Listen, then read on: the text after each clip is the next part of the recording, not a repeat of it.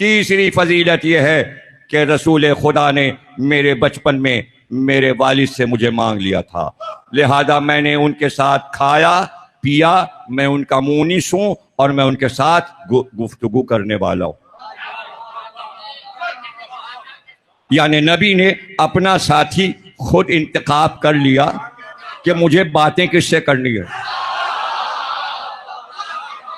مجھے باتیں کس سے کرنی ہیں۔ بچے سے باتیں ہوتی ہیں، ہاں ہوتی ہیں، لیکن بزرگ کی زبان بدل جاتی ہے۔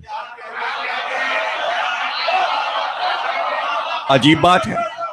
ارے بھائی بچے کی زبان آپ بدلیے، لیکن زمانے کا عجیب دستور ہے، ابا تتلانے لگتے ہیں۔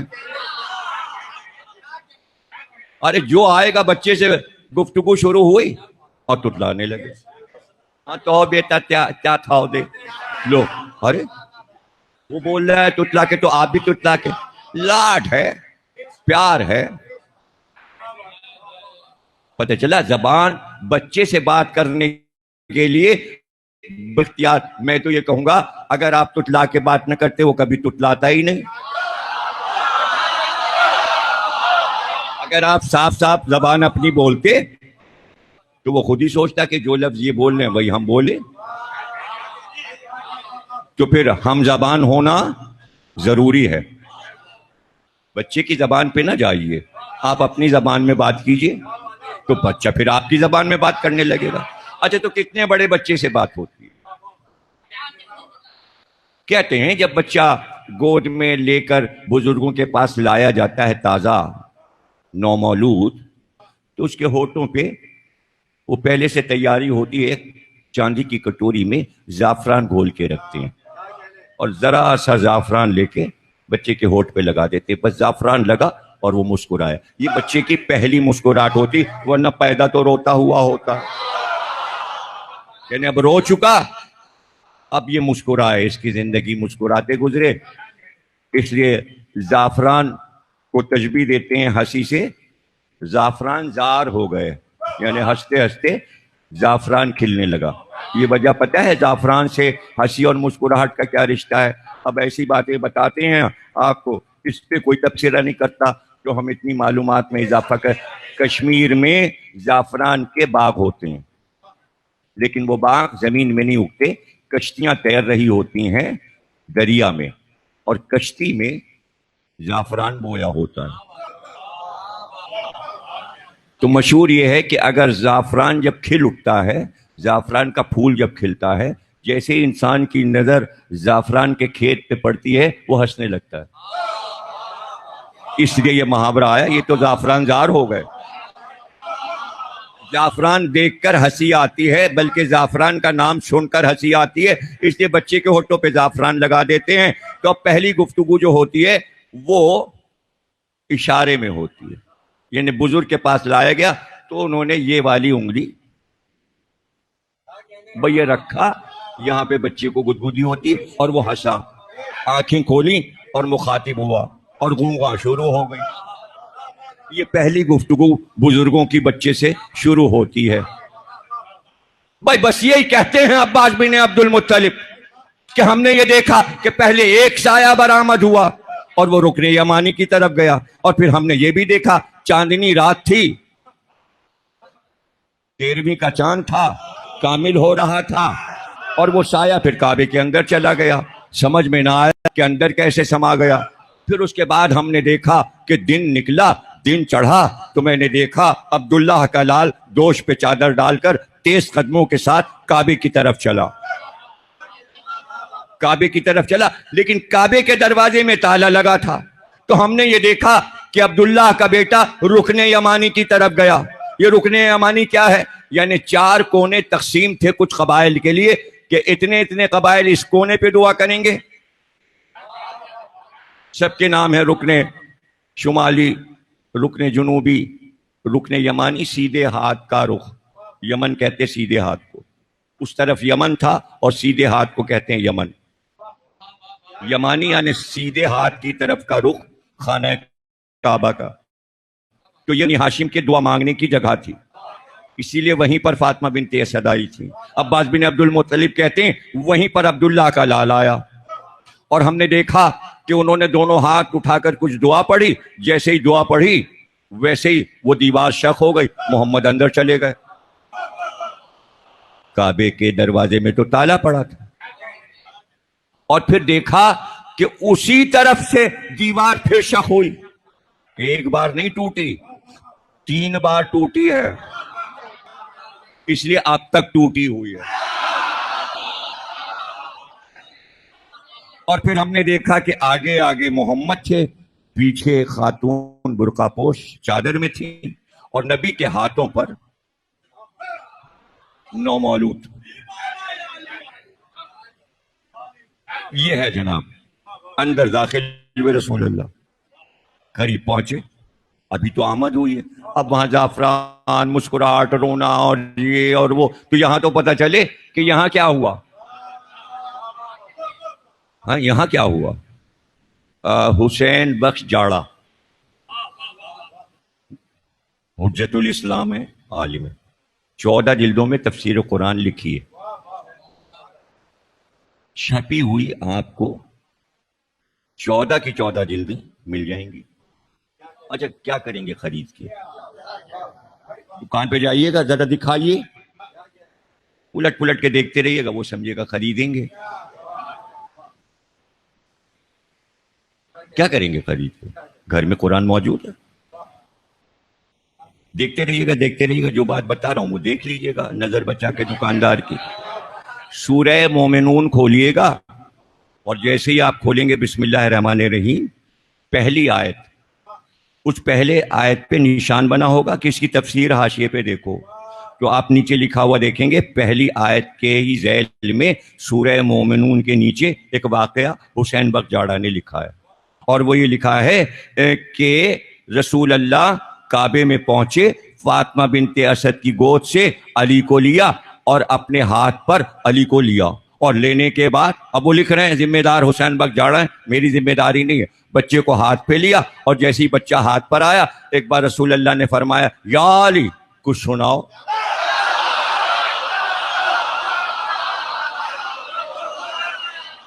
کچھ سناؤ۔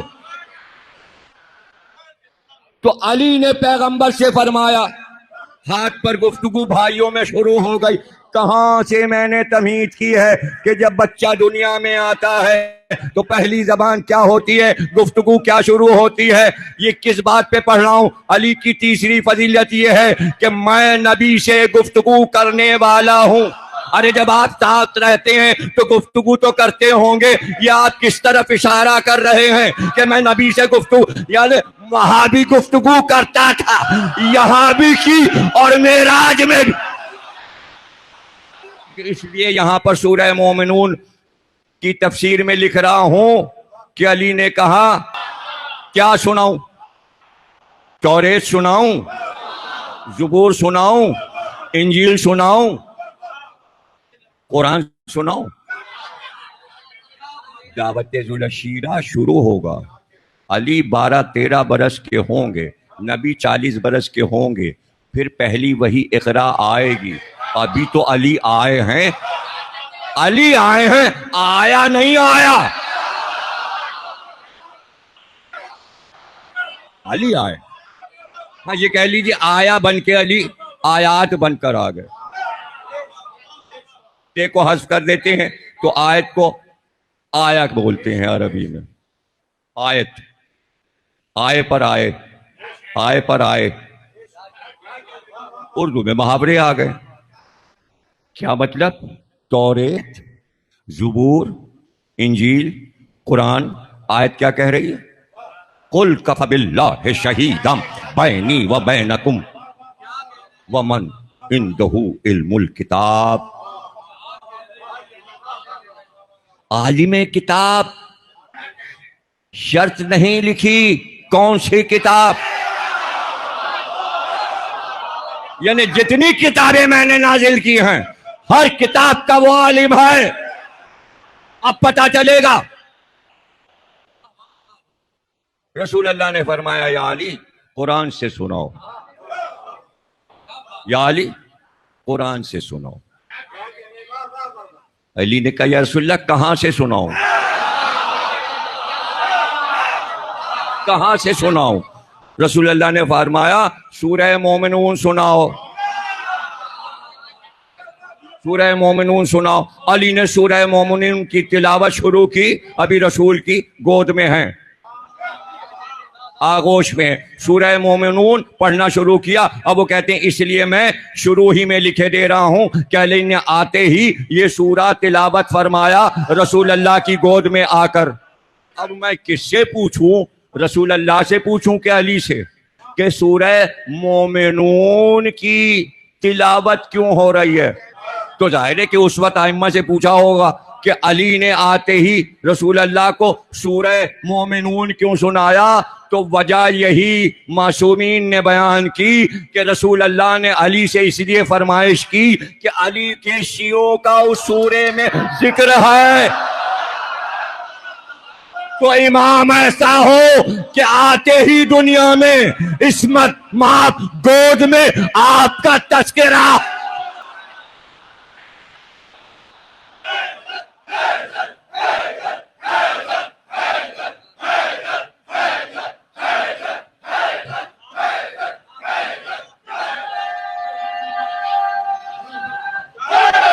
اب جملہ کہہ دوں کہ بھائی جب عصمت ماں گود میں، عصمت ماں امام نے عصمت ماں کتاب کے عصمت سے بھرے سورے کی تلاوت کی جس میں علی کے شیعوں کا ذکر تھا، تو اس کا رزلٹ یہ مجمع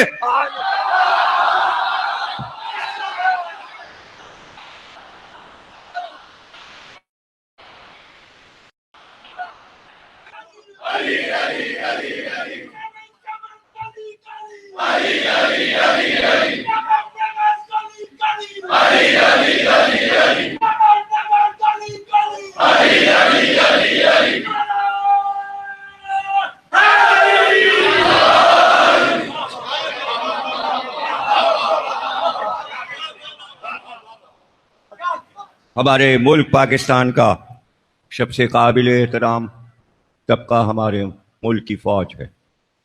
جتنی بھی تعریف کی جائے کم ہے۔ ملک میں انہوں نے جو امن قرار دیا، لوگ لڑ رہے تھے ذوالجناح پر، انہوں نے بتا دیا کہ فوج ہماری گھوڑوں کا احترام کرتی ہے۔ یہ کل پڑھا؟ ارے بھائی یہ تو مولانا مودودی نے تفسیر قرآن میں سورہ ولادیات کی تفسیر میں لکھا ہے کہ آج فوج میں جو حیثیت ٹینک کی ہے، ٹینک کی، یہ مودودی کے جملے ہیں، میرے نہیں ہیں، تفہیم القرآن 30ویں پارے کی تفسیر میں سورہ ولادیات کی تفسیر چھپی ہوئی جلدیں بازار میں موجود ہیں، آپ کہیے گا ذرا دکھا دو۔